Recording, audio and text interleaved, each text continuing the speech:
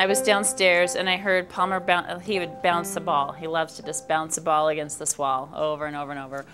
And I heard this bouncing, all the kids were upstairs, and then I heard glass shatter.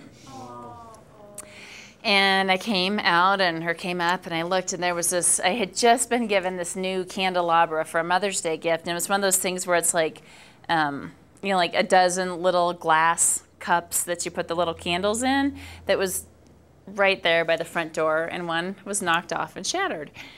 And I asked who did it. Oh, not me, not me, not me. You know, a lot of not me's running around in my house.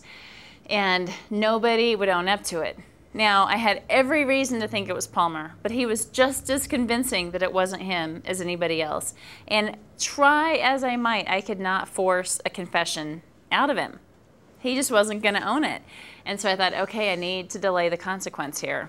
So it was an example of where to do that, and I needed to think about it. So I cleaned up the glass, and 2 or 3 days later, he wanted to get onto Club Penguin. You know, it was this internet thing where he needed me to sign up for it. And so he asked me to do that for him. And I just said, you know what, buddy, I don't really feel like doing that for you when you haven't told me the truth about breaking that little cup, or when you haven't cleaned up your mess. And I don't mean like sweeping it up, but kind of making it right with me that he had broken my gift. And then, you know, the struggle was over. It was 2 or 3 days later, and then he admitted that he had done it.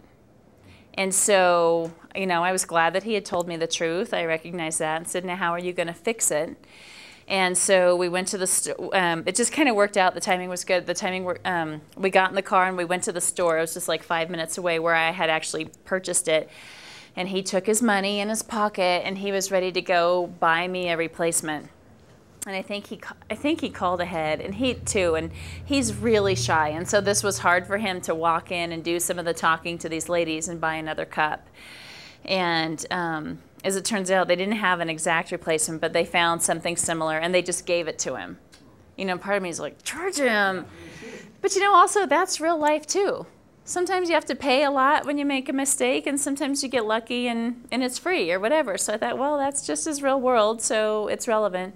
And then he, you know, so he had taken care of business. He had cleaned it up with me, and then I signed him up for Club Penguin.